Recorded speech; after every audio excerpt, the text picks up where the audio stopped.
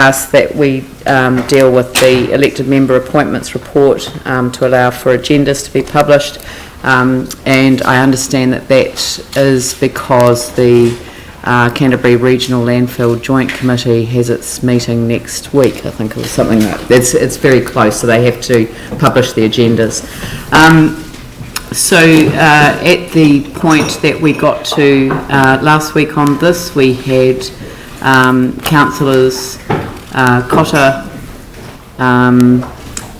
Davidson and Livingston moved and seconded. Who were they moved and seconded by? Andrew and Anne.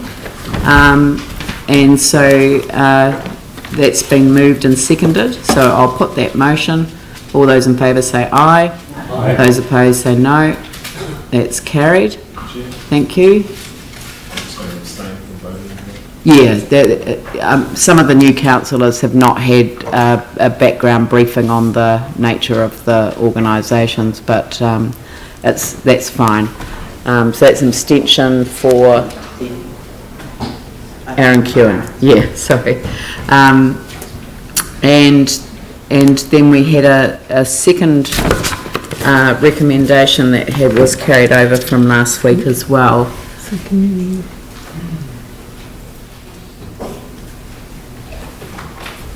you move the, Chris, can you move the screen?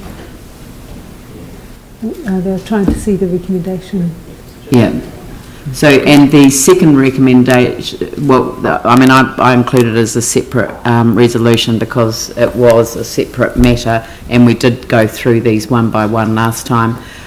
So I'd like to move that we appoint Councillor East as its representative to the Stadium Trust, and seconded by Andrew Turner. So I'll put that motion. Can I just ask a question? Do we have a paper around that? And also, is this in line with our appointments process? It was on last week's agenda. It's not on this agenda.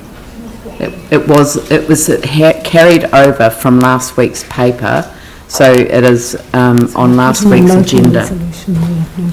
It was. It said, note that the elected member appointments to external bodies report, including the Stadium Trust, was carried over from the previous council meeting. So it's on the agenda of the previous council meeting. Well, how can we make a decision on something that's on the previous agenda of the last council meeting? Because we held it over to this meeting and it was an oversight that the recommendation didn't appear on the page. Right, okay. And the second question, is this consistent with our appointments policy? Well, not with the appointments policy of the Stadium Trust, because the last appointment was made without any reference to council at all. We appointed the council appointed a staff member dating back to before I was the Mayor of Christchurch, and that staff member was replaced by another staff member when he left. And we are now asking that a councillor goes on to the Stadium Trust. Yeah, I guess I'd like to kind of understand why council appoints someone to the trust and what, like, the processes around groups being able to get councillors to or council to appoint to trust. We've had no report on, as far as I'm aware, appointing to the Stadium Trust. That's true, because the previous appointments did not come to council. And I have suggested that this one come to council and that council actually makes the decision. So in the past, the appointments have been made via a letter from the trust to the CE and a letter back from the CE to the trust. I think in this instance, because, and it has always been traditionally been a staff person that's appointed, because the suggestion this time was that a councillor be appointed, I think the Mayor determined that it would be better to consult her councillors about this.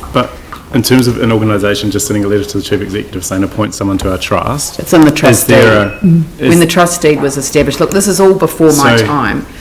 When the trust deed was established, it had a provision in it for 2 appointments from the council. And there has been a view that you can't have a staff member and a councillor, but what we have been advised since is that is not how they interpret the deed. The deed just means that you can't have 2 councillors. So John Purcell will stay on as the council staff member of the, representing the chief executive on the trust, and we are moving So I and just think- seconding that we are, that David East take the other position. So I just think it would be good for us to actually get a report about what the Stadium Trust is. We've had nothing as councillors, and yet we're appointing to an organisation. We don't have any outline of the process or the skills required for the trust, and I think that's a shame, because actually we want to appoint, in a proper process around what the needs are of the trust, and we have no information about that. Thank you. Tim? Could I suggest that the trust, we have a meeting with the trust, but that's obviously following this, but I think it would actually be a really good idea for the trust to come, meet with councillors and have a really good discussion and an outline of what they do. John, would you Trust like to member come here. forward?